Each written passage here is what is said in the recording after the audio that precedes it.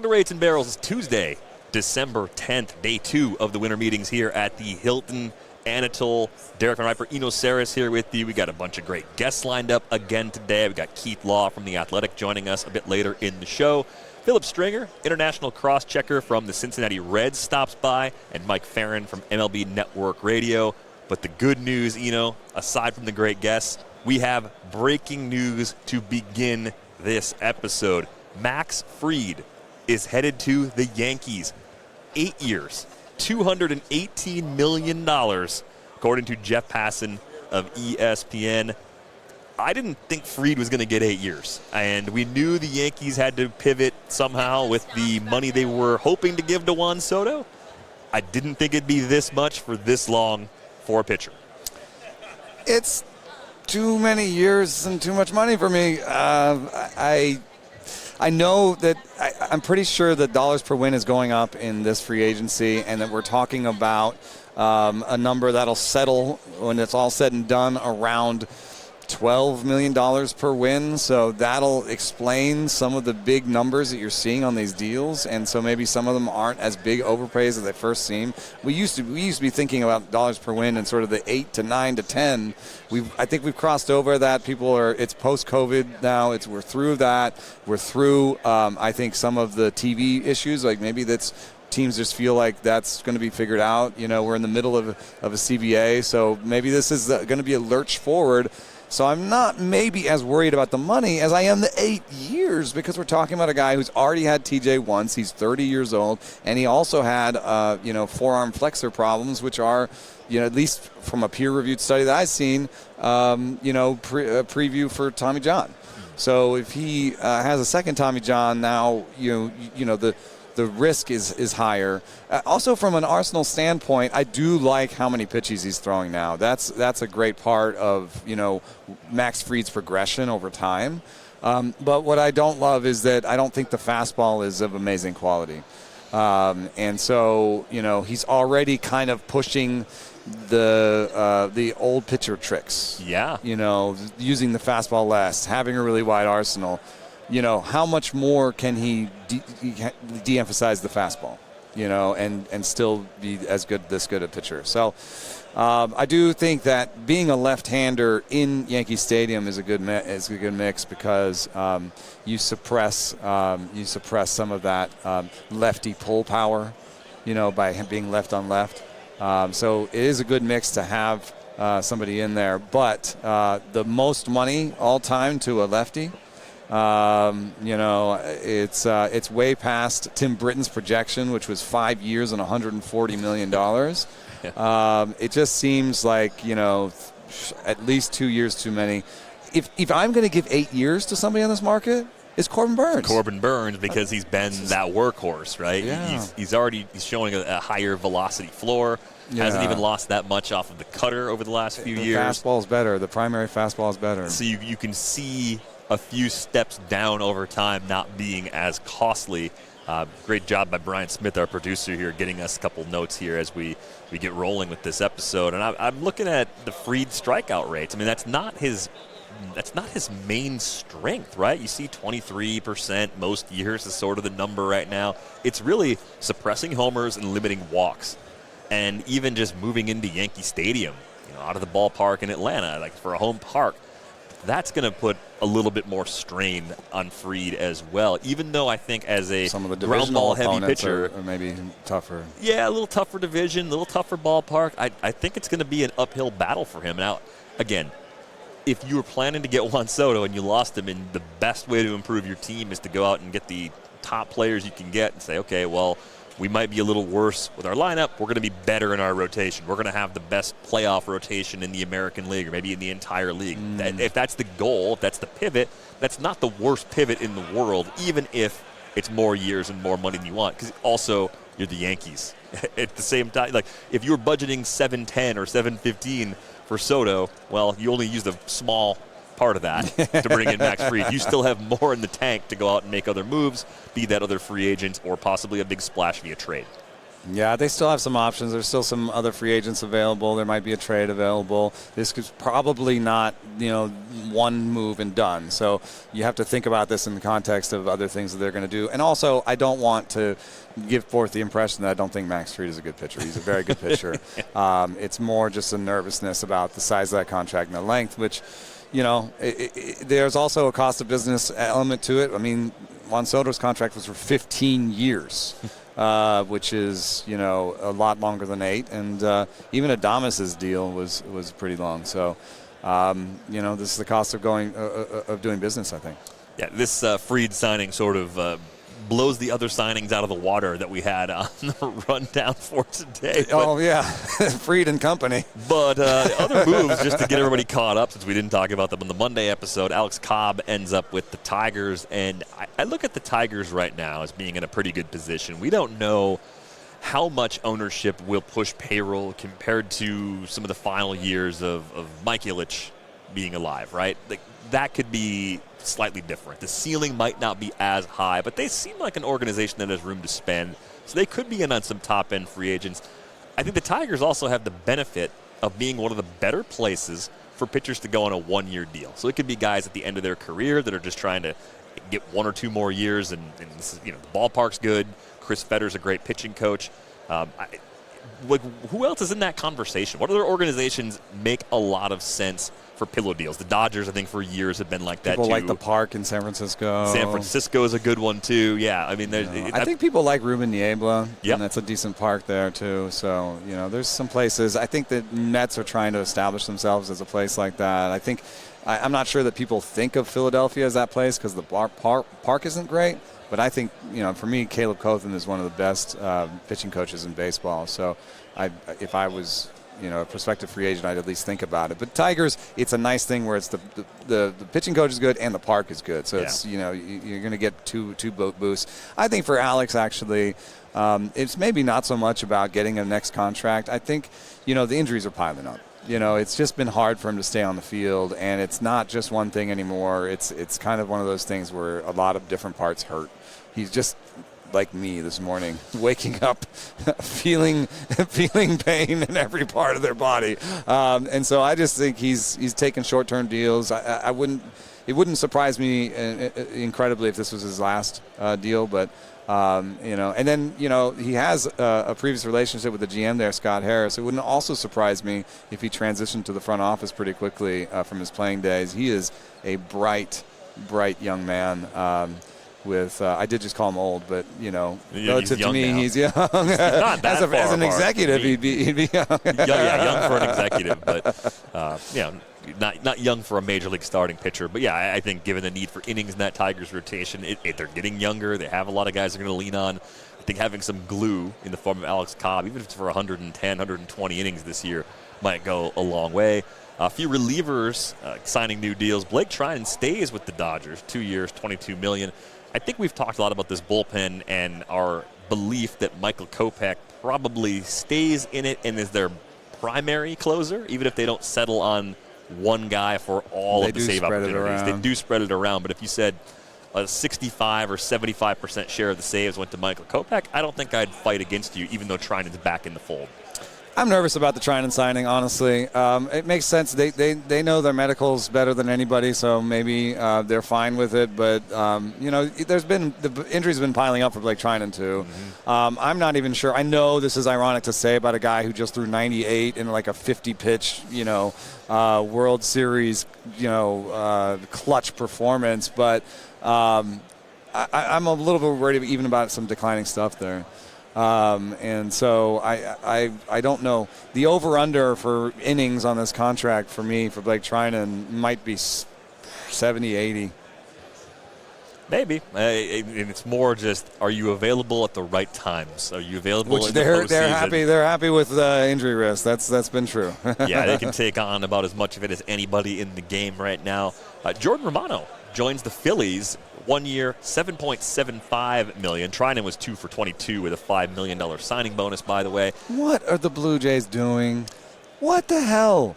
This 7.75 is what he would have made in arbitration. Why didn't they just? It's worth it. It's a 1 year deal. He was your closer. you're not going to. This is like ill will. This is like ill will forming among players.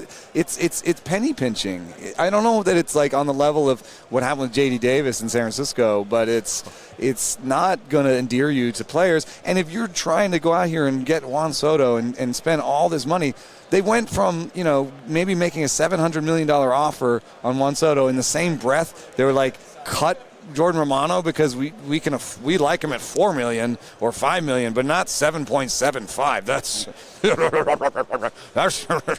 can't do that. I don't know who in the Blue Jays front office or ownership group Carson's still I've spoken to Carson before. And, he does not sound like that. Doesn't sound like that. So I don't think it was Carson. No, that was my Moneybags GM boys. That was the business side coming out. Business McBusiness. So I think the thing about Romano that maybe leaves a little space for the Blue Jays to not be as deserving as your criticism, in this instance anyway, is that Romano's expected to be healthy after arthroscopic surgery in July, but he didn't come back from that. And I think he didn't demonstrate it. Yeah, it's uncertainty. As far as like pinching pennies, yeah, the Blue Jays are a big market team that can spend a lot, but if they were worried about his health and really thought they needed either a discount or a multi-year deal that was more to their liking, I'm not fully defending it, but I think the health is a factor here. Yeah, so it's a big one. For the Phillies, and maybe the Blue Jays know more than anybody else because they performed, they had the surgery, and then they saw him. I think our assumption with the Phillies is they're probably not going to have a lot of room to go above anything they lost in free agency, right? So Jeff Hoffman's a free agent right now. Carlos Estevez, who they acquired midseason. And both those guys are going to get more money than 1 year and $8 million. Yeah, so it's trying to backfill and taking on a little bit of injury risk to do it. I think he might end up closing for them. I think if he's healthy, he's easily the favorite, and there's maybe an opportunity there from a fantasy perspective as well, as long as everything looks good through spring training, right? If he shows up to spring and is on the same schedules as the relievers, I think you can start to put that elbow surgery, the minor elbow surgery, a little further in the past. Roki Sasaki officially posted, so we knew this was coming. And there's a 45-day window that's now open for him to sign with an MLB club. That's through January 23rd. I don't think it would be a situation where nothing comes up that's to his liking. I think this is absolutely happening, and it's a procedural step, right? But one interesting thing was that his agent, Joe Wolf, had like a little scrum and was talking about it and admitted in the scrum that he did not have a good sense for what Roki was going to do or even how he was going to evaluate teams. I don't know. Maybe that's gamesmanship, and he just doesn't want to like tip Roki's hand at all. But like, if it's true, that's kind of funny. Yeah. That means it's a total wild card, and he could pick a place where he liked the sushi, or a place where he's got a cousin that lives in town. Like we don't know. I still keep looking at the Padres. We talked about it a couple weeks ago as the spot that makes a lot of sense, given how much he looks up to Yu Darvish. Yeah, that could be. And there was some intimation that he did not really enjoy the way that he was covered by the press in Japan, and that he may want a smaller market, destination where he doesn't get as much media scrutiny. So check this out. Some other breaking news, not of the free agent signing variety or the trade variety, but the draft lottery results just came in. The Washington Nationals landed the number 1 overall pick in the 2025 draft. Their rebuild is just number 1 with a bullet. Like they've turned this around way quicker than I thought they would. And, this is a big boon for them as an organization. We have some analysis from Chad Jennings on the live blog. If you want to follow along the winter meetings, the live blog is a good space to look in. Chad Jennings mentioned that, one of the biggest losers of this draft lottery was the Marlins, who were tied with the Rockies for the best odds of getting number 1 overall. They ended up 7. Ooh. And the Rockies, who were also tied for number 1, ended up 4. So those are the big losers in the lottery. Other than the Nationals, a big winner is the Mariners. The Mariners are picking 3rd, despite having the 15th best record in the majors. So that is a big boon for them. That is a shot in the arm.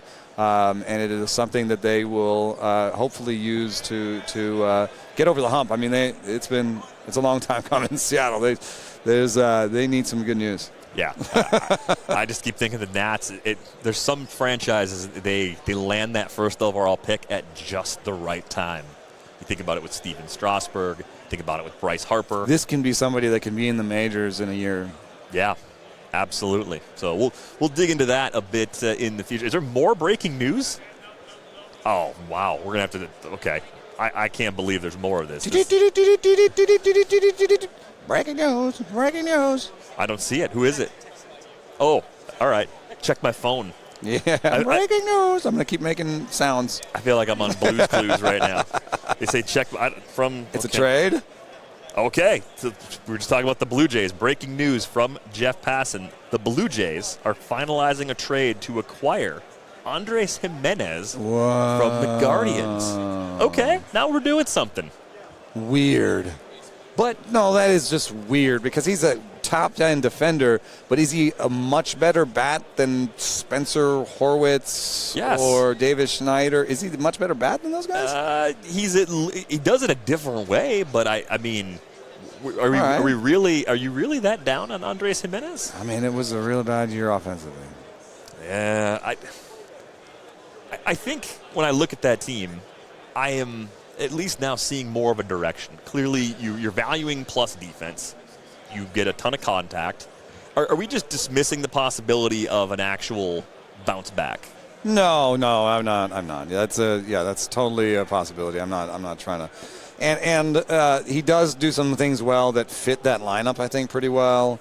And they needed to, do something with the bottom of the lineup because I think you were right. You were talking a little bit about the group that they brought together: Loper Fido, Davis Schneider, Spencer Horwitz, Will Warren's there. Will Warren? No, Will Wagner. What's his name? Will Wagner. Yeah. They're all like okay-ish, but I think they might all be better as like super utility guys, almost all of them, or like sort of situational players or platoon players. Like they're none of them are like, aha, that guy, I want to make sure I have him in the lineup. You could hit on one, possibly two, as either big side platoon or maybe regulars. You're not hitting on all of them. Yeah. Right? And I think that's what I saw at the bottom of the lineup that didn't make any sense. Even if Andrés Giménez just goes back to the 5.5% barrel rate we saw in 2023, right? It was 6.2% and then 5.5%, and then it just dropped off to 2.8%. Power is not his calling card, but if he gets that low double digit, mid-teens power back, steals bases like he does and plays great defense, I think that goes a pretty long way. I don't think he's ever going to be a 371 OBP guy again the way he was in 2022, right? That's the outlier. And to me, I think the reason I'm so down on him is that the power was never really, I think, legit. I mean, yes, he had some homers, but like the underlying power numbers have never been really that favorable to his power. So it's he's going to have to find a way to make medium power work, which of course with elite defense and good speed and really good speed, like he's going to be fine. He's going to be good. I'm just I'm worried about him as a bat. Like I don't think it's the greatest bat. Don't know what the other side of that trade is just yet, so it'll be interesting to see what the Guardians get back. Don't know if we're going to have that here in the next few minutes. Sometimes it takes a little while for those things to trickle in, but a nice move for the Blue Jays in the general sense, because I think they needed a couple more established regulars to round out that lineup, and perhaps this is a sign that they'll be holding on to Bo Bichette. There's a lot of rumors going more around. On that later. Yeah, got a little more on that a little bit later in the show. Now it is our pleasure to be joined by Keith Law, senior baseball writer here at The Athletic. Keith and I have done some pods over the years. Keith, thank you for joining us. Thanks for having me. So we're in waiting mode right now since the Juan Soto deal went down on Sunday night. How would you spend $765 million? I would buy an island off the coast of Italy, and none of you would ever hear from me ever again. A Ron Swanson maneuver to an island, delete all footsteps, and that would be it. I understand. Keith Law was never here. That's the proper flex, I think, of the things you could do with all that money. There are some interesting rumors floating around, though. One of them is that the Astros are entertaining offers for Kyle Tucker. And I thought if you missed out on Juan Soto and you were seriously actually pursuing him, there are a few teams that I think were unserious but somehow linked to him. Right. Kyle Tucker is a pretty darn good fallback option, even though it's the final year before he hits free agency. So you got a shot to extend him. Which teams that were in on Soto have the most compelling packages to actually get a deal done for Kyle Tucker? Red Sox come to mind immediately because they've got a couple of very high-end prospects.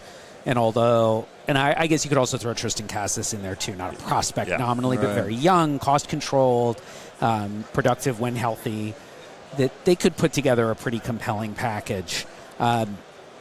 Needs-wise, it seems like they're a little bit more needy on the arm side. Yes, I agree. I absolutely agree. That would be, I think, a bit more of let's make a big splash, which I don't know. They've been cheap the last couple of years, and so for them to suddenly be engaging, like when they first started engaging with Soto, I thought they were unserious. Like you were saying, I would have put them in the unserious bucket.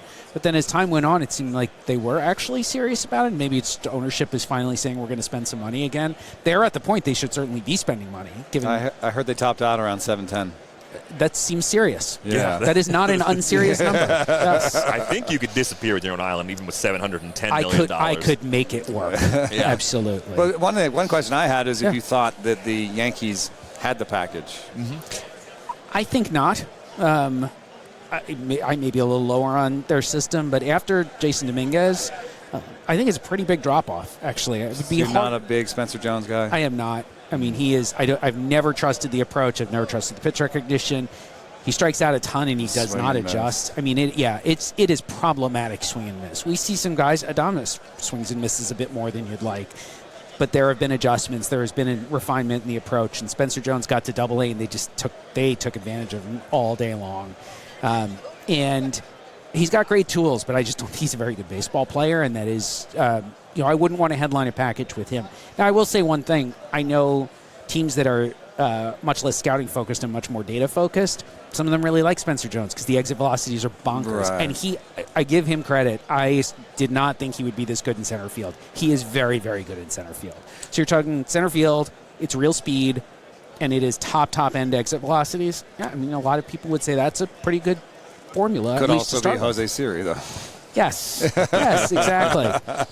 It would surprise me if the Yankees had a good package just because they just did Soto, so it's like right. And they kind of cleaned up, I think it's a good way to put it. extras that they had. You know, it would have to be something off the major league roster. I mean, like it would have to be Jason, or I mean, I don't think they get there with Spencer Jones and Oswald Peraza and. No. And maybe like if I don't think they should even entertain this, but Luis Gil would obviously have a ton of value. Right. Now. And you could say, well, we're selling high. He won Rookie of the Year. He was really good when he was healthy this year, coming back off Tommy John surgery. I mean, you could make the argument, but they need him.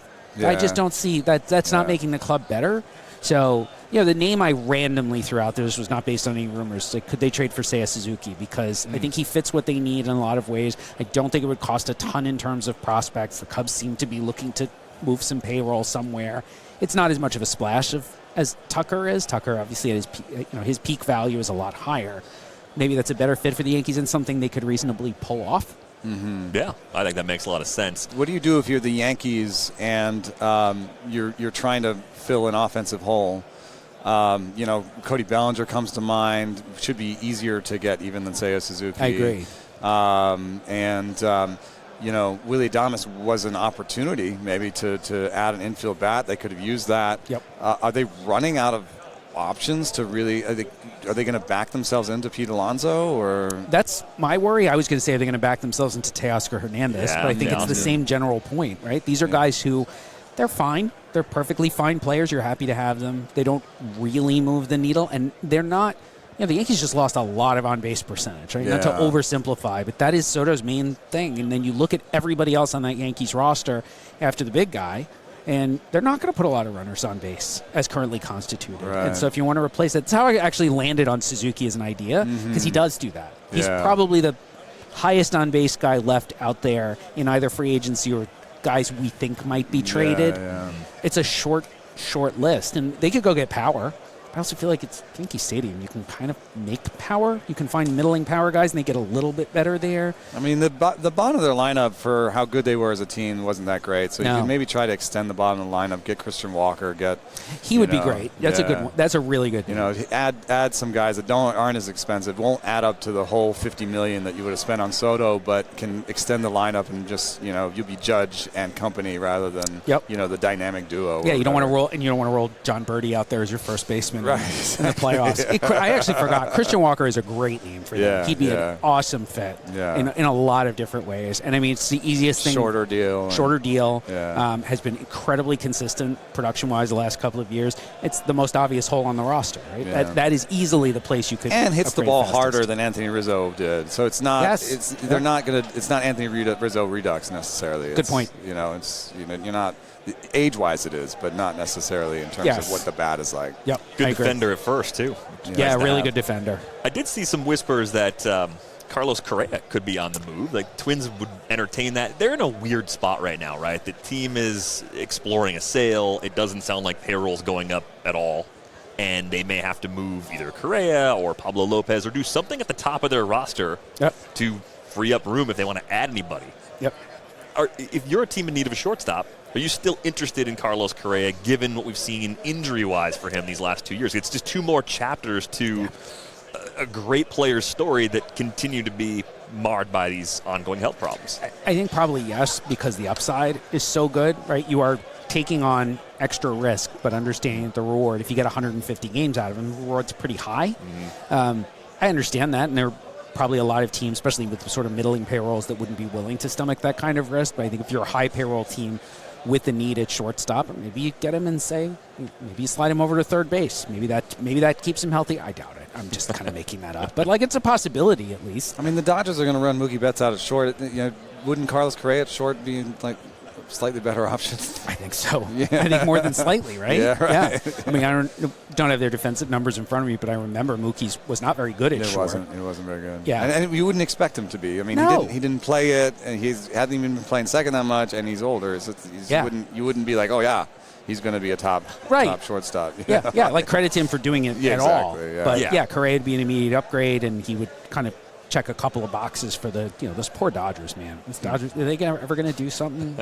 I was talking with a person with the Twins about this idea that the sale would mean that they have to cut, and he said, well, when you are selling, you there's two things you want to be. You want to be attractive. You want to be winning. Yeah. So you want to win, but you also don't want long-term money. Carlos Correa's 4 years left, I think. It's medium-term money. It's not too bad. He's not that old. He was making the argument that maybe they could even add, but it would have to be short-term money. Yeah. Yeah. I feel like there are a lot of decent short-term options out there in free agency. They could still improve the team with a bunch of short-term deals. Yeah, especially on the pitching side. Get somebody and improve your depth and not be in too long. Agreed. Yeah, the Carlos Correa situation is interesting because it's guaranteed through 28, but it's got vesting options for 4 more years in 29 through 32, and whether or not you can hit those. Yeah, those seem unlikely to vest, but if you are a risk-averse team, you're not going to wade into that pool in the first place. Is he? I can't see it. Is he 30?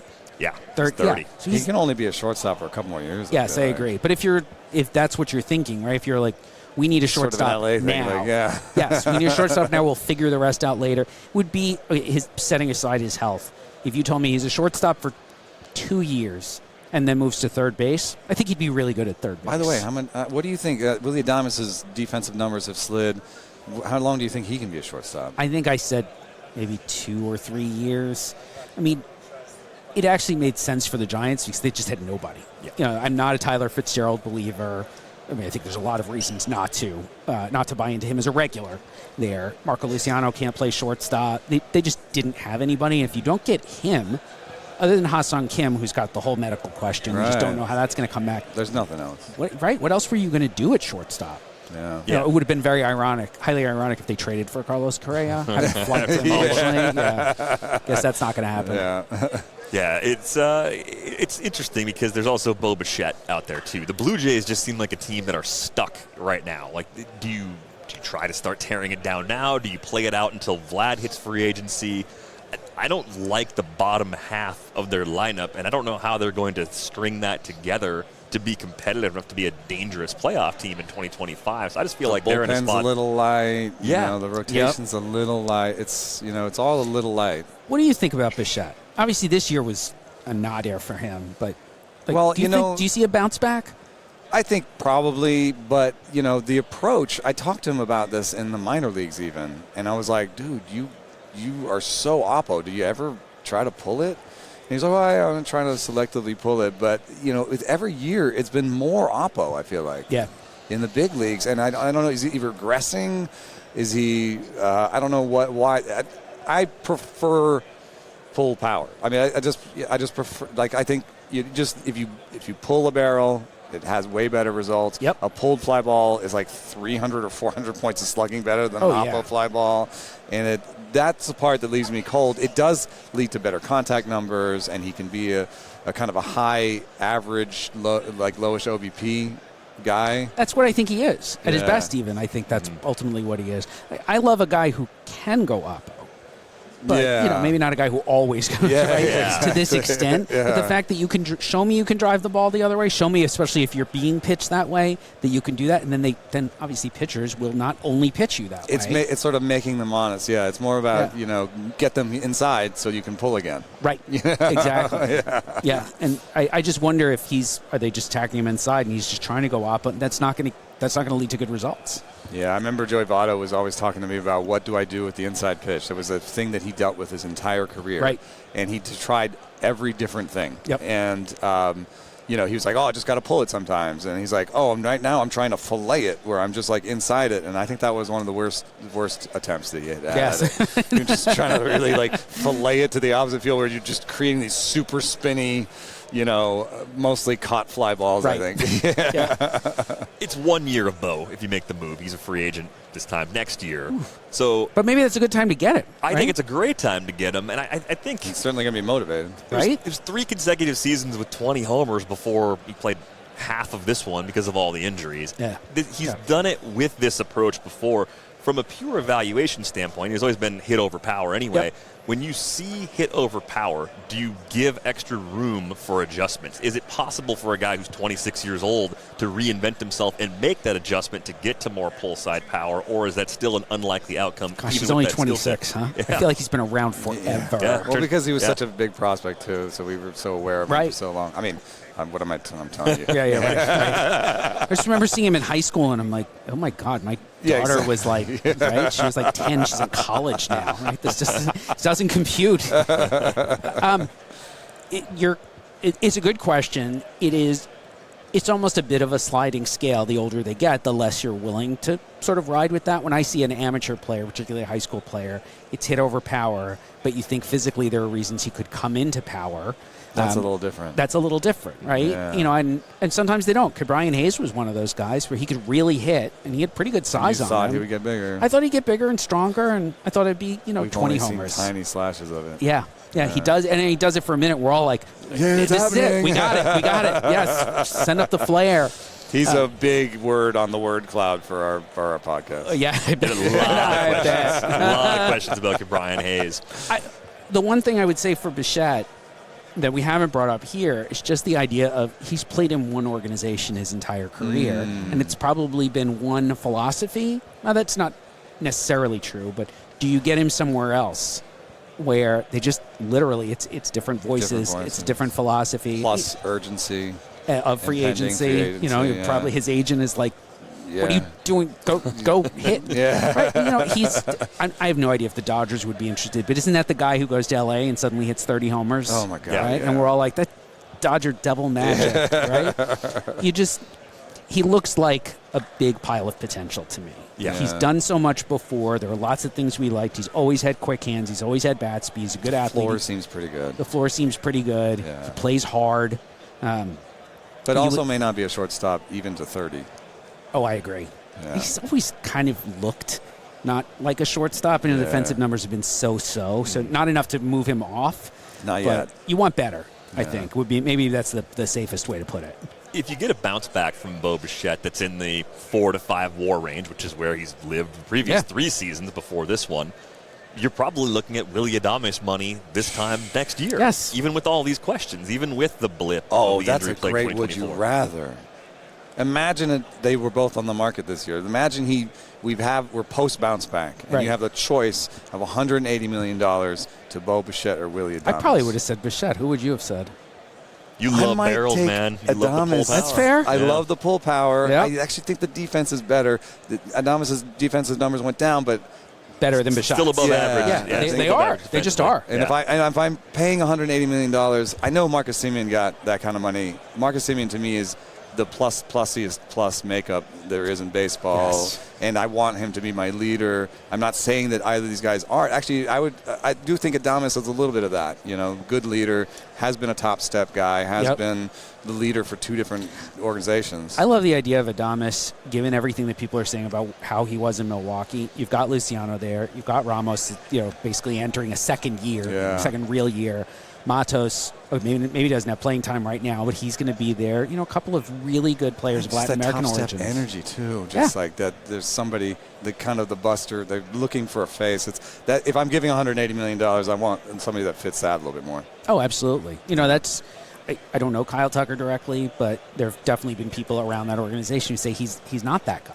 Right? Yeah. He's not a top step type of guy. He's a really good player. Yeah, but it's pretty mellow. It's a different kind of makeup, and do you want to invest in that where you're paying him to be maybe the face of the franchise, but that's just not who maybe he a bigger is. market team where he doesn't have to be, like if he's next to Judge or something. If he's next to Judge, next exactly. to Mookie or whatever. And then he can just go hit and not have to be that guy. Yeah. Not answer as many questions. Not be expected to be a mentor. Not talk to my dumbass all the time. Yeah, right. Keith, before we let you go, your path to where you are today, into baseball and getting to do what you do for this long, how'd you do it? How'd you get there? I don't know. I was expecting you to tell me. I always tell, especially friends, people I meet who are out, not in our industry, I'm the most accidental baseball writer ever. I never thought this was going to be a career. I always loved baseball, and I always liked writing. And writing definitely got me through a lot of classes in college where I was otherwise not paying a whole lot of attention. Kind of write my way out of trouble. But I had this sort of fluke opportunity with the Blue Jays through the connections I had to, I knew Billy Beane, I knew Paul DePodesta, and didn't know JP Ricciardi directly, but because of all those connections, he offered me an opportunity to come work with him. But even before that, you were writing at BP? BP and ESPN, all freelance stuff on the side. And ESPN, it was some, a lot of fantasy content. How about before that? Did you ever have, was Metal, the Metal Arc, did you have your own blog before all that? No, that all started. The first writing on the internet was for BP and ESPN. Yep. Yeah. Who knew, right? Also, that's 28 years ago. Who did you write for Baseball Prospectus? Gary Huckabee was the person I dealt with the most, but then Joe Sheehan would be like my main editor. Gary was I would say was probably the guy who really brought me into it, to do like business of baseball writing and some fantasy stuff too, because none of those guys were big fantasy players, and I was. I wouldn't say I was good at it. I just really liked it. And what was your role in Toronto? Special assistant, so that doesn't mean a whole lot. I was the stats department. But the joke is, like, the whole stats, right? Everything fit on a laptop, right? It is not comparable to what these people are doing today. I don't have a PhD. And my wife, who has a PhD, has informed me I'm not allowed to get a PhD or she will divorce me. How much Python do you know? Yes, it was Perl. I'm old, so it was Perl. But yeah, same idea. And it was a lot of, just scraping data. Acquiring data was such a huge part of the job that it was less, there's just less time for what you'd really call analysis. I don't want to act like we didn't do any, but it wasn't a lot. So much was just getting the data, getting it into usable form, and trying to deal with all the mistakes, and data was not very clean. But just the idea of having all that data in the draft room, for example, was, at the time, 2002 to 2006, it was unusual. Now, of course, it's the norm. But we just didn't have a whole lot of it, and it just changed our decisions. And honestly, I would say now it changed a lot of our decisions for the worse, not for the better. That we leaned too much on it in certain cases, particularly in terms of eliminating players, as opposed to just maybe shifting guys on the board. So we like this guy a little bit more, we like this guy a little bit less. But there was a whole lot of, this guy, I'm being a little simple here, but this guy strikes out too much, just take him off. That's probably not the right, it's definitely not the right approach. And I think we walked away maybe from some guys who we at least should have discussed a lot more, because we leaned a little too much on it. But then after a couple of years there, honestly, I wasn't particularly happy. There was work-life balance wasn't very good. When the team wasn't winning, the environment wasn't really so great in the front office. And so I approached somebody I had worked with at ESPN when I was freelancing and said, would you be interested in having me maybe come take the experience I had as a front office executive, I'm doing air quotes, and come come write for you guys, come do analysis. And it turned out at that point they were looking for somebody to do that kind of work. So it's a lot of happy accidents. I don't want to take too much credit for my own career. And then even special assistants are usually former players. Yeah, usually. Yeah. I think the other ones we had were former players. Actually, they were very nice. Yeah. And I mean, I've got to say, the group we had there, so many of them are still in baseball, still scattered around the game. Alex Anthopoulos was there with me. Billy Gasparino, who's the Dodgers scouting director. Mark Tremuta, who just went back to the Blue Jays. He was the Mets scouting director. Now he's their scouting director. Tommy Tanis is a VP of scouting and player development with the Mets. All right. I mean, it is. We are everywhere. There are a shocking number of us still in baseball, and I'm pretty sure I forgot somebody. And guys who've really moved up across the sport. It's pretty awesome, actually, and I feel very, very fortunate to have been there at that time. One thing we've been asking people is, I don't know how much hiring you did necessarily in that role, but you're talking about these people in sort of glowing terms. What do you value about them? Their temperament, their skills. What did you look for when you were working with people, on baseball projects? What were the kind of things you were looking for? I just wanted people who were open-minded and willing to. And I mean, this had to apply to me too. I had to change my whole mindset while I was there too. I came in as a numbers guy with no scouting background, and pretty quickly sort of realized there's this whole world I do not understand at all, and I can reject it or I can learn about it. And Ricciardi at the time was not particularly, despite a scouting background of his own, he was not particularly keen to have a large scouting staff. He wanted to lean less on scouts and more on the data. And I sort of took my own path a little bit and said, I don't think this is working. I don't think we have enough information. I don't think we're making very good decisions. And so, they were open to that as a group. Yes. Yep. And especially a lot of all the guys I just mentioned, Chris Buckley, who's been with the Reds forever now, another guy these are all people who took a lot of time to talk to me, they wanted to ask questions. What are the things, you think are important? What are the things we should be considering? But they would also answer my questions. I remember going to see players with a lot of these guys. They would come through where I was, or I'd be where they were. Oh, come to this game. Let's go see this high school player. A lot of them players never turned out to be anything, but I would just sit there and ask kind of dumb questions, right? You say you don't like such and such in his delivery. What are you seeing? I don't even know what that is. Yeah. So, I started from pretty close to zero, and had to learn a lot of that going along. But I also don't think it's a coincidence that people who had that mindset, who were open to asking questions and open to somebody who was asking questions, that they have lasted a really long time in the industry. It does seem like it could have been easy for them to be like, this guy doesn't know me. Absolutely. Why is he here? I don't look like everybody else. I don't have the same background. I don't talk like like a former player. Like I didn't have the vernacular. So they could have dismissed me out of hand. Yeah, just trying to fit in seems like a challenge coming from that side. It absolutely was. Yeah. I mean, it was like a little bit of code switching, right? Where I couldn't, I come from business jobs in tech, and I've been a management consultant. I have an MBA. There is a way that people like that talk, and I'm certainly not defending it. If anything, it's ridiculous. But they do the ridiculous sort of vernacular. But they're like, it's a way that people in those industries talk to try to act like they're smarter than you. Yeah. So you got to lose that. You do that in this industry, they will sniff you out and show you the door. And by the way, I would probably do that now. Like, go away. Take your consultant and speak somewhere else. Right? Go back to McKinsey. Keith, we appreciate the time and the insight. Love having you on the pod. Thanks for taking a few minutes with us. Well, I assume you set this booth up by the entrance to the hotel just so you could ambush people like me. Force us to come on your show. Yep, that was the goal. Dastardly It worked. plan. Successful. Yes. Thanks for well done. Thanks for having me. Yeah. Thanks, Keith. All right, we're back here live in Dallas. We continue to be joined by great guests. Philip Stringer, international crosschecker for the Cincinnati Reds, joins us now. Philip, thank you for joining us. What has been your path into professional baseball? It's the question we've been asking everybody we talked to out here. How did you get to where you are today? Yeah, that's a great question. So my path to baseball was kind of circuitous. So I was a player. I grew up in Houston, Texas, and played at Auburn University and played pro ball for a couple years for the Houston Astros after my senior year. And after a couple years playing minor league baseball, you get the call and they tell you whether they're going to keep you around or whether they're going to let you go. I was one of the guys they told to go home. And so I moved back to Houston and kind of had to form a new identity as a player. Your whole life is set towards a goal, and you have to sacrifice a lot to reach that goal. And so when you get done, you kind of have to reform your identity, figure out what you're going to do with the rest of your life and kind of what your path is going to be. And that was a difficult time.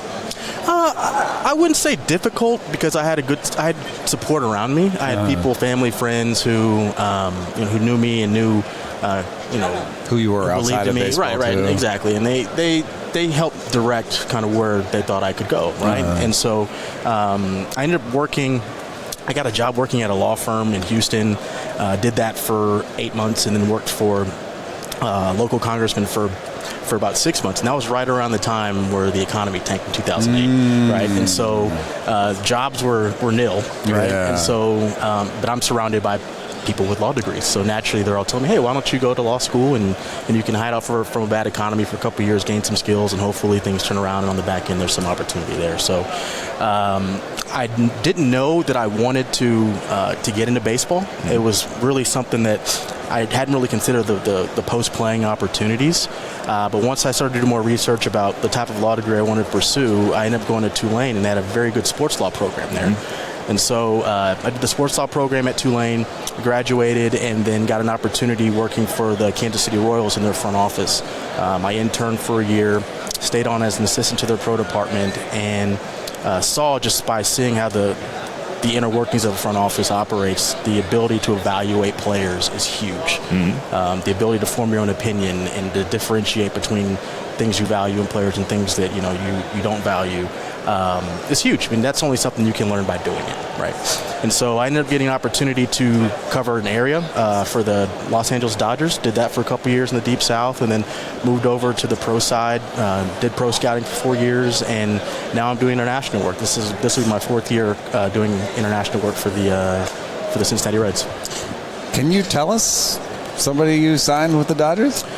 Yeah, so we had a couple guys who, Gray Matchcraft is one. A couple of them were guys I thought were going to be surefire things and didn't work out. Obviously, being with the Dodgers, it's a tough road to hoe, right? There's a lot of guys. It's a hard to even make the team. I mean, of course, yeah, of course. And on the pro side, you're involved in a lot of smaller deals, maybe a left-handed reliever here or there. But it's at the time I was with the Dodgers, you are literally helping build a roster for one of the best teams in the big leagues, and so the opportunities to really impact are more long-term, right? So, which kind of rolls into how kind of the role I'm doing now with the Reds is you're helping fill that pipeline for talent for years to come. Yeah, and how different is the role of Crosschecker from a scout? Like, describe to someone who doesn't know what a Crosschecker is. Like, a Crosschecker is somebody who essentially assists the director making decisions about players that we're going to sign. So we have scouts who live in these countries, and they work for a supervisor there, and so they coordinate all the players who need to be seen and evaluated by the Crosscheck group and the director. And so we are the last look that we have as an organization before we decide to sign a player. And are your lists? There's a team, maybe sort of database, a team, repository of knowledge. Do you have a mental one that is different? Do you have your own list that you maintain that's actually like sort of a physical list, or is the team list your list? And is there a difference between me and we in this role? So every scout we try to create a certain level of independence. Right? Yeah. And so you want guys to go in and use their eyes, use their library of players, use their experience in the game to figure out who they like, who they value, who they want to sign. And so we all come together and work as a group once guys have formed their own opinions, and we try to form a general consensus about who we want to go grab, and then hopefully we can work that out with the trainers. But yeah, it's scouts are very opinionated people. Yes. And so if you don't have a level of independence with those opinions, you're going to run into some issues. Yeah, that's interesting. But the big thing is at the end of the day is that we're all pulling on the same rope, and we might have differences on opinion on players, how we value them, where we think we should sign them, how much we should sign them for, what we think their long-term outlook is. But that's the whole idea of having a group that can come together and put their heads together and figure out what's best for the Reds. We try our best to do that. You're talking about, working in these countries, you're working classes ahead. We just had, a bit of a scandal where a guy that they thought was 14 was 19 or whatever, which the weird thing was, for me, the lead was buried. Why are we talking about a 14-year-old? So if you're working classes ahead, how young are some of the youngest guys you're looking at? All the way from, I would say, 12 to 16. No, my kid is 12. Yes. My kid is 12. Yeah. I didn't think you would say that number. Yeah, it's I didn't get into scouting thinking that I would be scouting kids that young. I think that it's problematic in a lot of ways. Yes. I think we're forced to be a little better at this job than what we actually are. But at the same time, there are a lot of things you can identify in younger players that are precursors to what they can be when they're 16 and 17. That is crazy. I mean, like, that's the hardest part for me. People talk about projection. You know, that's the hardest part for me. I go to these games, 12-year-olds playing, and I'm like, none of y'all are good. Well, I can take you to some places where we can find some really good 12-year-olds. Yeah, man.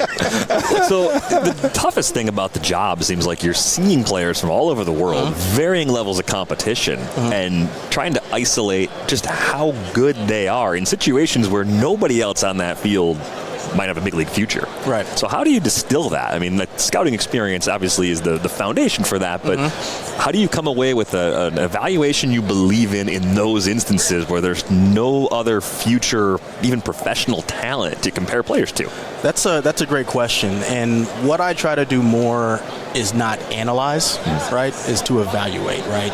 Look at how a body works, right? Look at how swing mechanics work. Look at how somebody goes through a game, how their type of instincts they show, how the body works in terms of how you think it's going to project long term.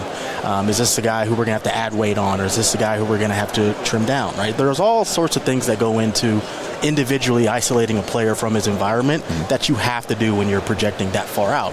And what I've found is I don't necessarily go to the ballpark saying I'm looking for X big leaguer who's going to do X in 12 years, right? I go to the ballpark and who's going to be the guy who's the prospect at 17? Yeah. Who's the guy we can have a good starting point to where we can build on that foundation? And that's pretty much how you have to do the job, considering the amount of years you're looking out into the future. Shorten the time frame a little bit. Yeah, of course. How much of a science is there to it, too? I mean, it's obviously an art form, but how much of a science is there, too? I was late night last night talking to somebody who was talking about, and he's in biomechanics, he's a pitching biomechanics person, and he was saying, you know, I have a list of sort of biomechanical markers, and these are numbers and angles, you know. How much of that informs your work?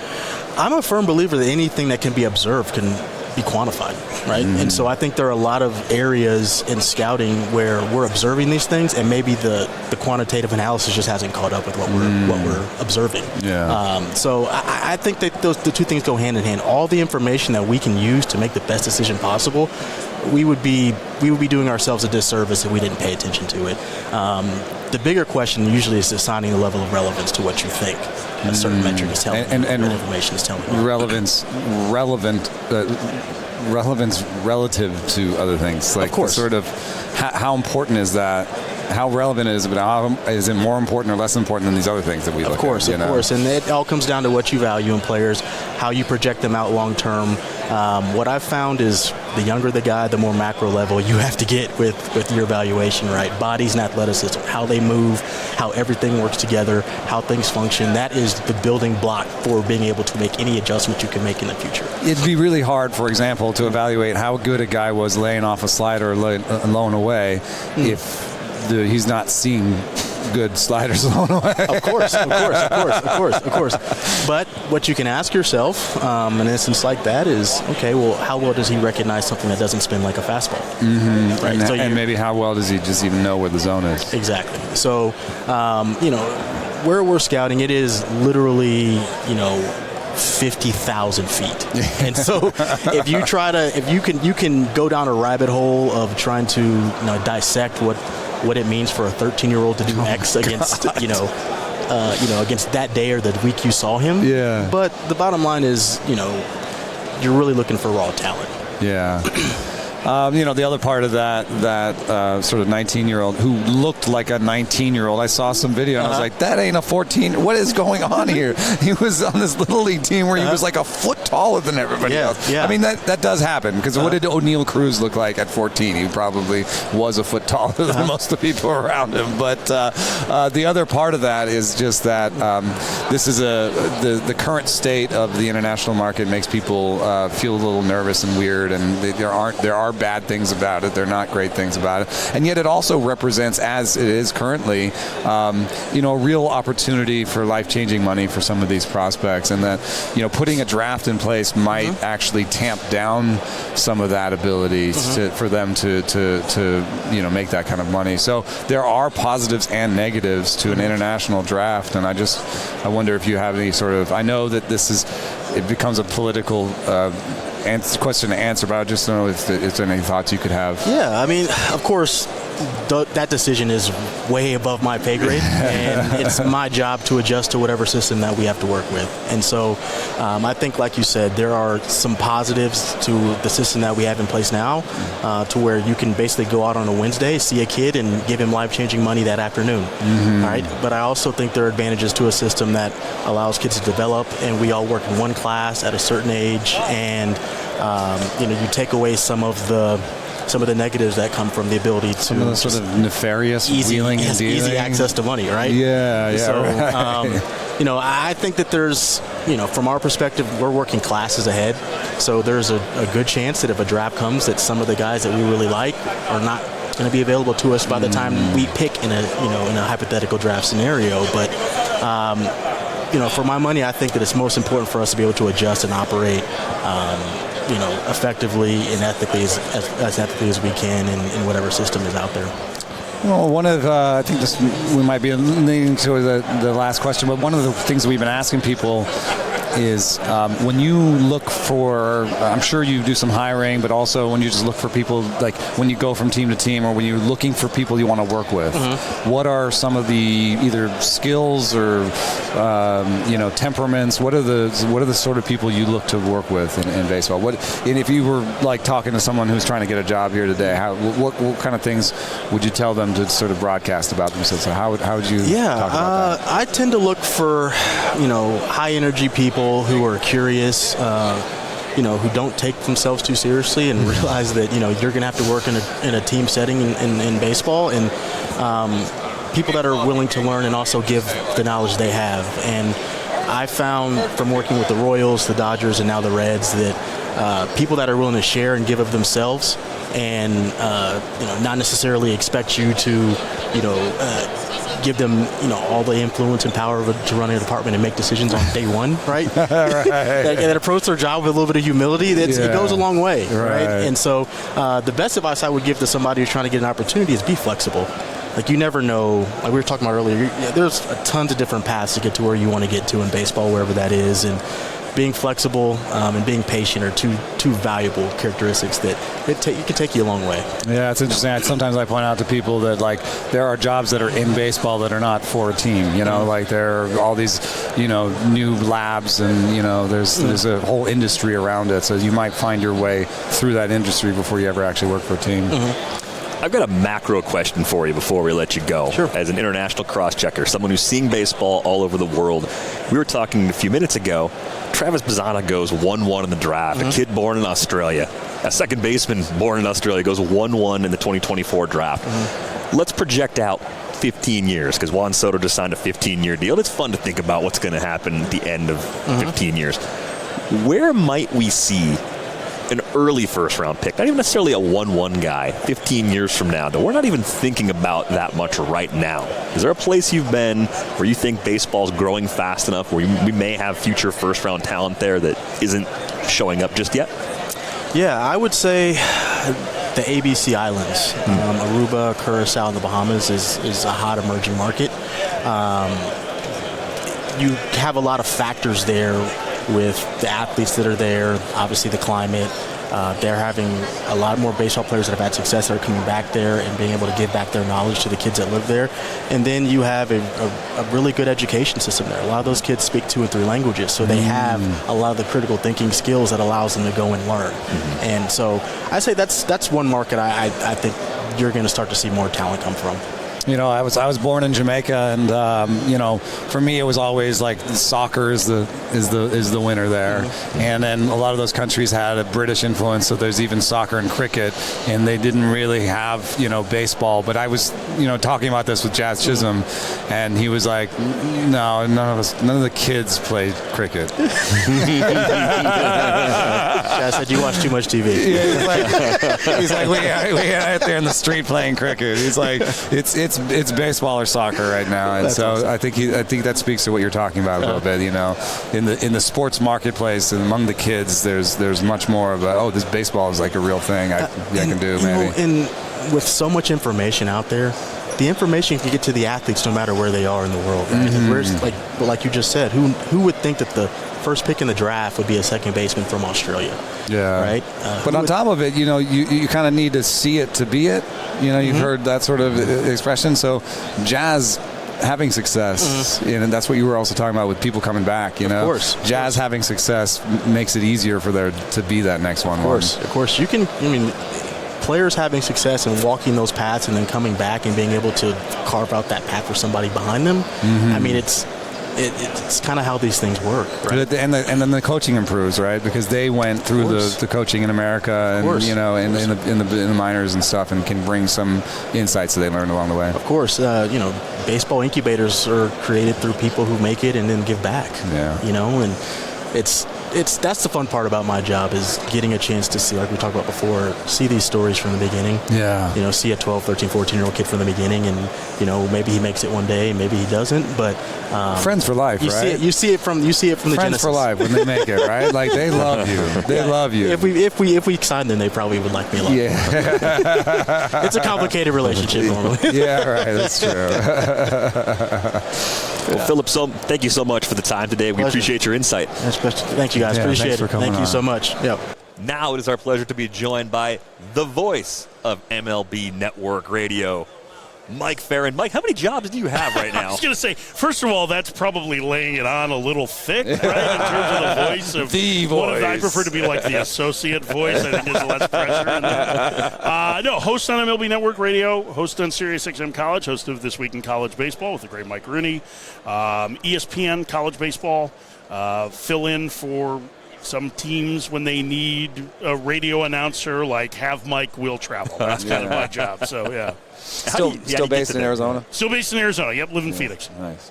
How do you get to that point? How do you get to the point where you have so many good jobs in baseball like that? You know, it's funny because it feels like, I think to people from the outside, that it's something that happens overnight, right? Like, it's all of a sudden this guy's got all these jobs, and it takes a while, right? So, like, my first gig was as a classic rock disc jockey in Dubuque, Iowa, doing overnights. Yeah. No. KGRR, classic hits, great rock and roll. No.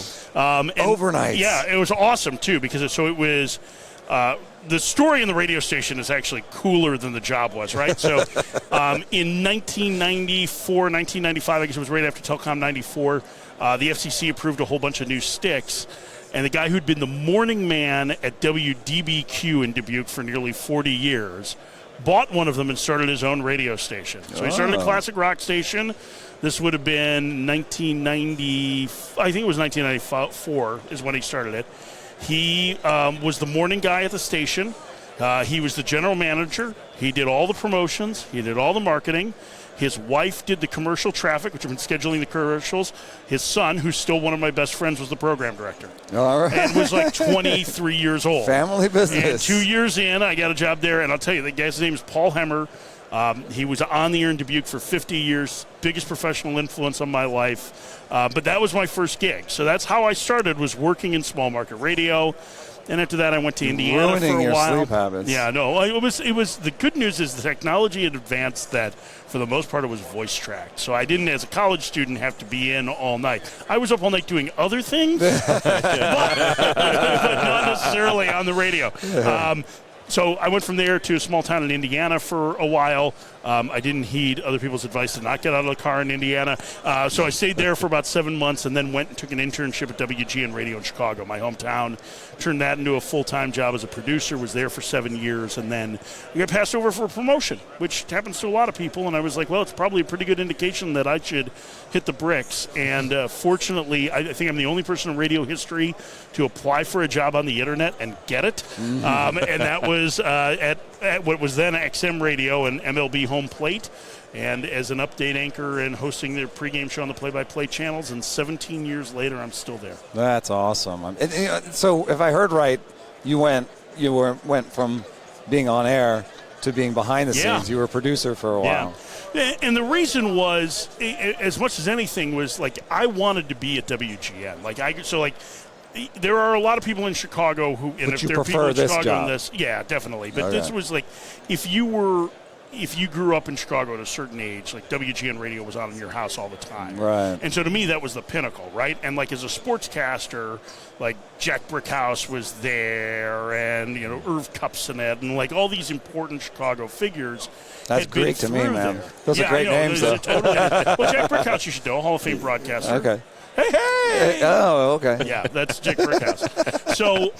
So that was like, man, maybe I can work my way up through that. And I did some on-air stuff for them. I did some sports anchoring and a lot of reporting, and that's when I first started kind of covering baseball more regularly. I covered the White Sox a lot, covered the Bears. And so that was my first opportunity in a major market, was to do that versus going back after taking that internship. And it was a postgraduate internship, and going back to another small town or going to the minor leagues. And so that's where things kind of changed for me. Is college baseball, something that you sort of edged your way into, or is it a particular passion? Totally. It was, I want to say 2011, and this was kind of in the nascent stages of college baseball getting a little bit more coverage, not like it is now even, and I still think there's room for growth, but this is nearly 15 years ago. It wasn't quite the same, and I asked our college program director at Sirius, I was like, do you have any interest in doing a college baseball show? And he's like, yeah, let's do it on Sunday afternoons. And so we started doing it. I did it for a number of years. When I took a job with the Diamondbacks it was pretty good. We start to hear from coaches. College coaches are always super accessible because they want to sell their program at any moment, right? That's right. And so after about 4 or 5 years of doing it, I got the job with the Arizona Diamondbacks doing pre and post, being their fill-in play-by-play guy, and it just not enough bandwidth, right? So I stopped it, and when I decided to leave the Diamondbacks, one of the first things I did was call our college program director and be like, I'd love to do this show again. Do you think there's a possibility? And she said yes. We'd love to do it. And then from there, I built a relationship with a lot of the college baseball writers and reporters and some of the folks at ESPN, and that led to me being able to do games for them, mostly ACC stuff. What do you particularly like about college baseball versus pro baseball? Well, one, I'm a baseball sicko, as you know. So it's baseball. You'll watch any kind of baseball anywhere. I think there's a practical application to it for somebody who hosts a show daily on Major League Baseball, in that I am better versed on the players that are going to be available in the draft, right? Yeah. So I've done stuff for Perfect Game for years too, and so getting to know those high school and college players professionally has been very important for me, understanding who they are. The second part of it is that just from a viewership standpoint or paying attention to it standpoint, there is way more variety in the way college baseball is played than there is Major League Baseball, right? Yeah. There are a lot, like the Brewers play a little bit more like a lot of college teams, which makes sense, right? Because Pat Murphy was a college coach for years and years, a Brewers manager. But there are, the bunt can be an offensive weapon because defenders aren't as good in college. There are more hit and runs. There's more stolen bases. And so, analytically, they may not necessarily be the best decisions, but it leads to a lot more variety, and not everybody is looking to draw a walk and back leg a 3-run homer to the pull side. And I think that's part of what makes it exciting to me, is that, there is room in that because there are 300 different programs that have a chance to compete, that give you a lot of different elements. And so you get schools that run like crazy. Like Boston College, I think eventually is going to be a team that like runs like crazy because that's kind of their coach's philosophy. There are other ones that play a little bit more pro game, right? That are just more like swing decisions, like LSU and Texas now with Jim Schlossnagle there. Like that to me is really fun. And then just like, the basic part of it of any know-it-all, right? I want to know more than my buddies do so I can tell them that they're wrong when we're drinking a beer. Your capacity for knowing names. I mean, there's you, the barbecue guys. Like, I don't have space in my head for all those names. Well, see, the thing is I don't have kids, so I get sleep. Got more time. And so that helps right? So, but, aren't also the rosters larger in terms of game day roster?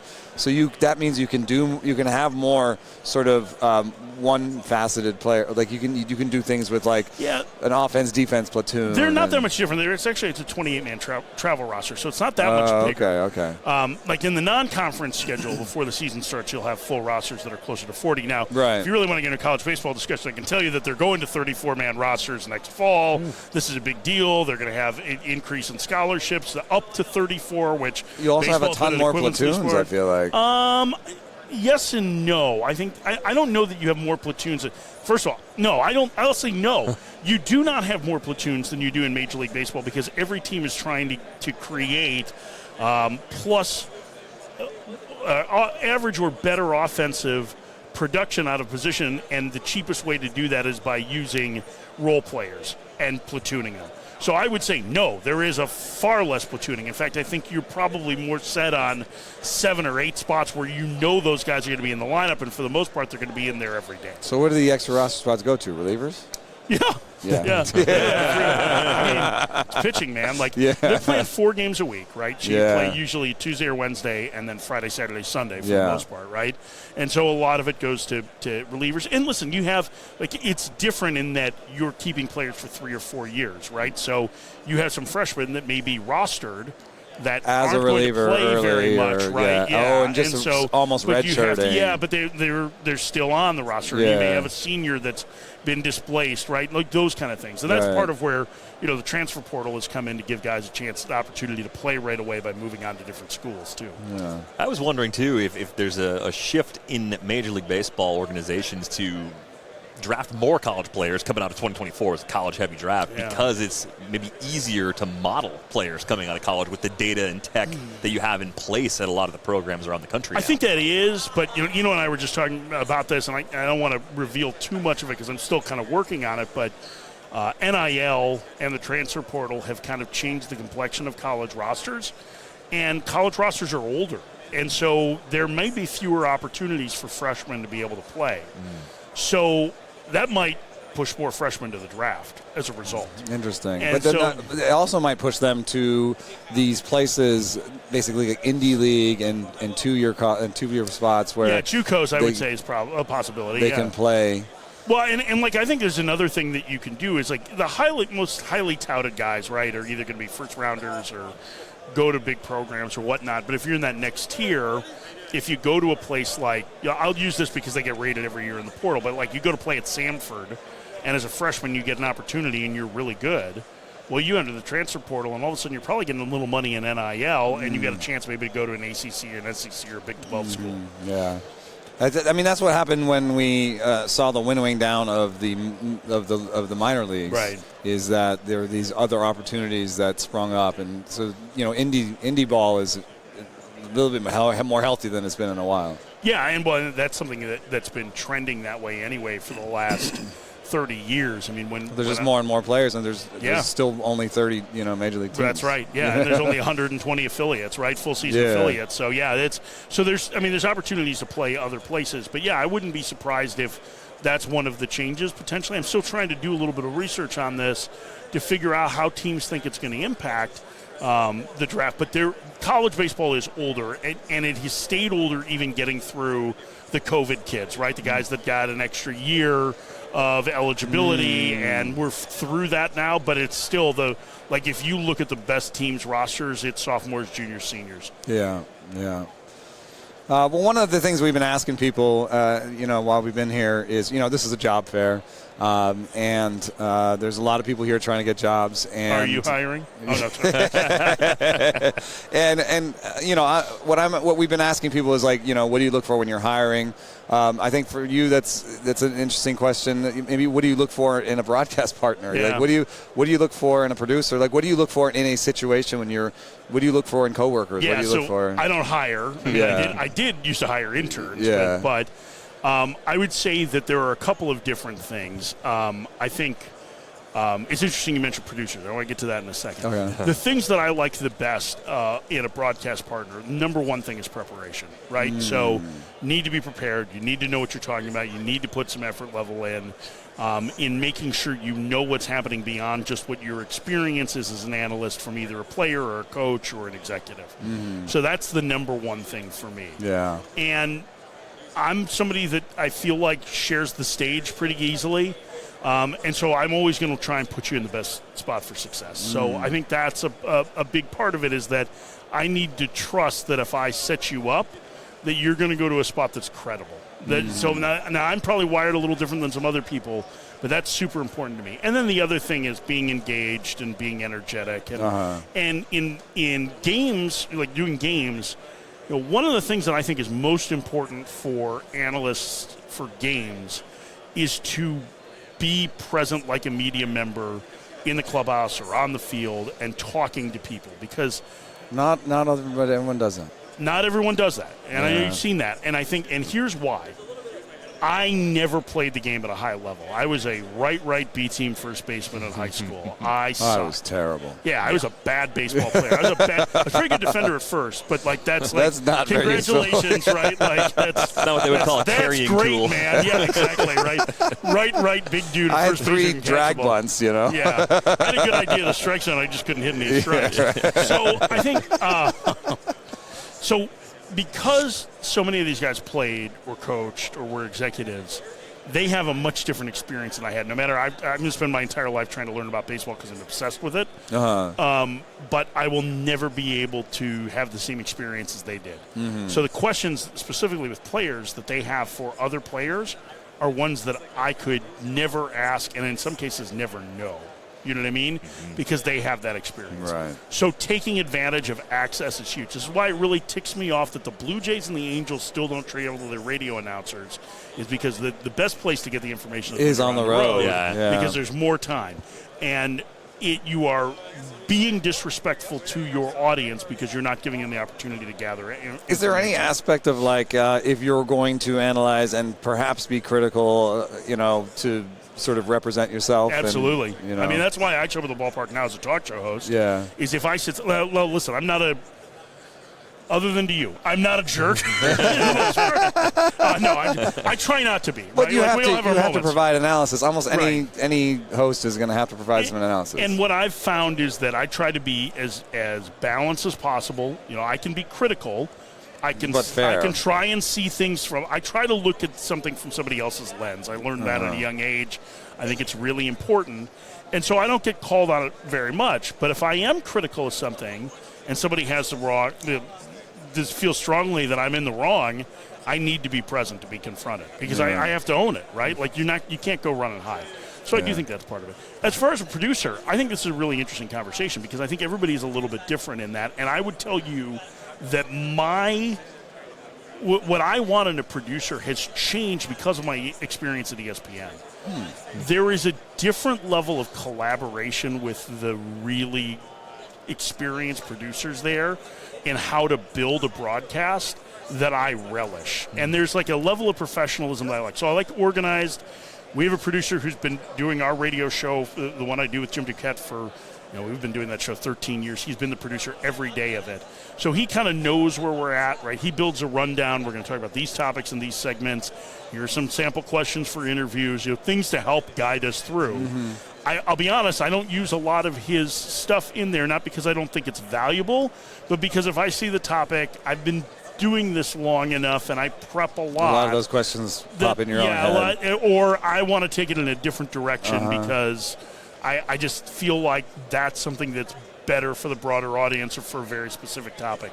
But I like the collaboration. I like organization. And I like people who pay attention. Like, that's a big part of it, is just being engaged in what's going on. Yeah. What would you recommend for people who want to begin in media right now? I mean, you started as a DJ at a classic rock station. Any path is possible, but where would you try to begin if you were 22 today and trying to get your first media job? So I do think the environment is much different than it was 25 years ago when I broke into it. Or it's more than 20. It's almost 30 years ago now. But I think it's a lot different. I think there are a lot more opportunities for people when they are younger at a higher level, because young people can be really, really talented. They're going to be a lot cheaper than us old boys, right? So I think that's part of it. I think the best place to start is wherever you are, right? So there are a number of different paths that I think to get experience. If you're a college student, take advantage of college radio and TV, right? So, like, I've got a nephew who's a freshman at Michigan.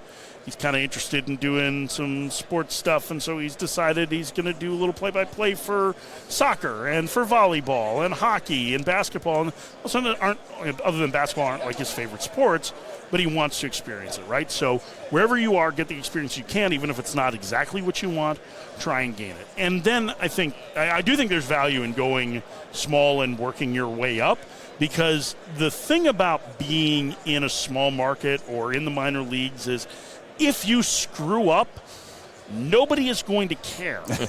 And you are going to screw up. Right. And I'll tell you what, like, I've learned a lot more from the screw-ups I've made than the things that I've done right. You know what I mean? And I think it's an important lesson, and I think that's important to be able to have that. It is a lower pressure environment. It's like the minor leagues for baseball players, right? You're working on your skills. So the other part of it is making connections, right? So this is still very much a people business. 100%. So whether it's, and this is all the way through in baseball, right? Like, it's, as much as we can talk about the data and everything, like, it's all about people. And that's one of the reasons why I love covering it, is baseball people love talking about baseball. But meet broadcasters if you're interested in broadcasting. Really get connected with the people who do the hiring. That is super important. Find ways to get feedback from those people. You want to be top of mind when something opens, so they can go, you know what, we got this gig. Yeah, I kind of like, they've improved a lot. Joe Schmo, like, he's a good fit. Or Jean Schmo, she's a really good fit. Like, whoever it is, I think those are all things that can help. But, try and start small. It doesn't have to be in a small market, but start with small responsibilities. But take advantage of every opportunity you get. Don't say no. Keep working, and try to improve. Two questions real quick, just off your own. You were behind the mic and on front of the mic.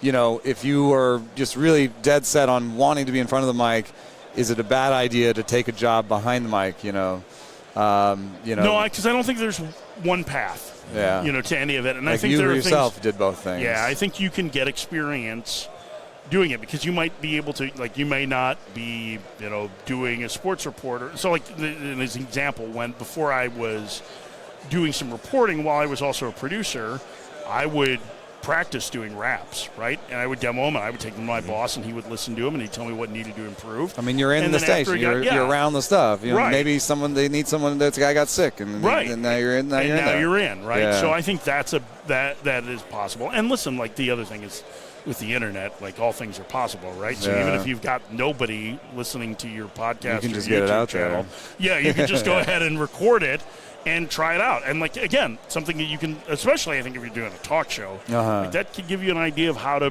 create a demo.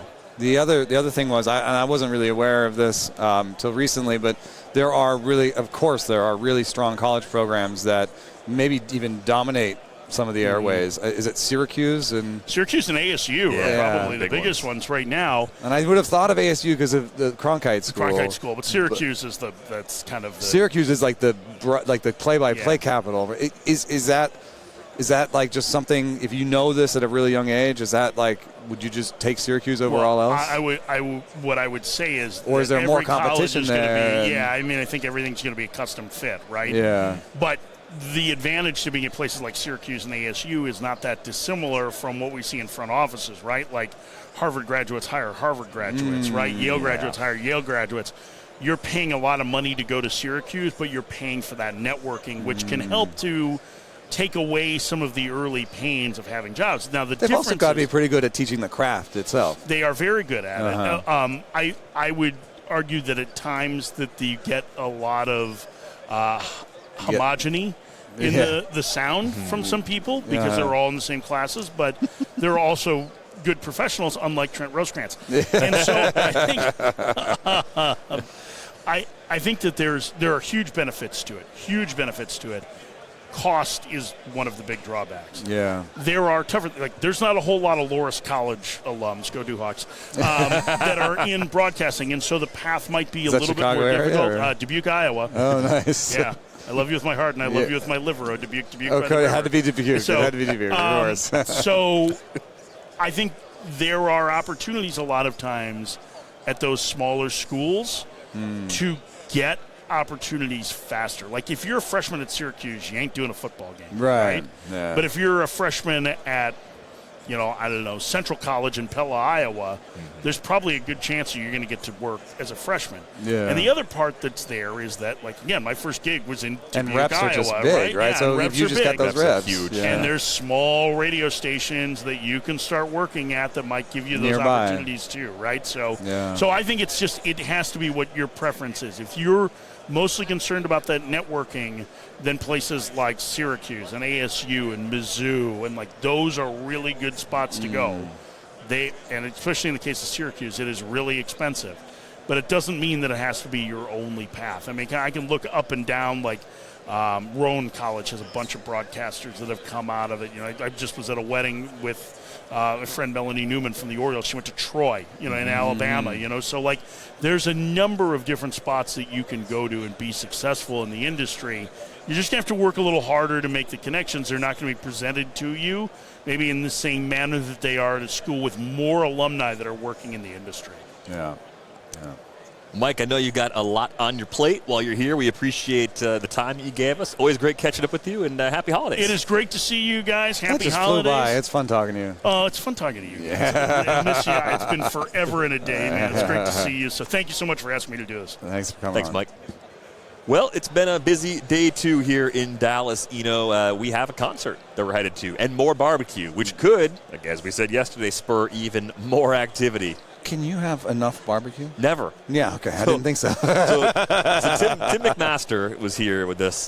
We went over to Terry Black's for dinner on Monday night, and he asked me, he said, how much meat do you get at a barbecue place? And I looked at him and said, I'm the wrong person to ask, man. I am not normal. You when brought I get brisket barbecue. to Thanksgiving. I brought brisket to Thanksgiving. If I get to a place where we have red paper and there are 6 or 7 meats available and it's just order in bulk, I'm filling the tray. I know where to take you for your birthday, man. Yeah, that's absolutely right. Thanks to our guests today, Keith Law, Philip Stringer, and Mike Ferrin. A lot of great conversations here. Hoping for another busy day in Dallas on day 3. That's going to do it for this episode of Rates and Barrels. We're back with you on Wednesday. Thanks for listening.